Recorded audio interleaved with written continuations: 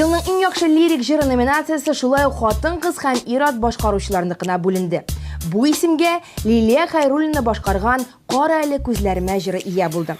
Лилия кулына алтын барысны алуга иң беренче чиратта әти-әнисенә рәхмәтен белдерде.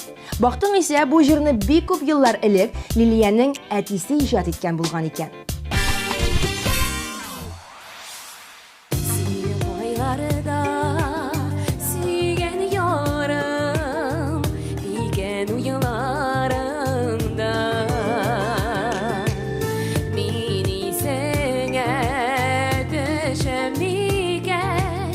Başkalar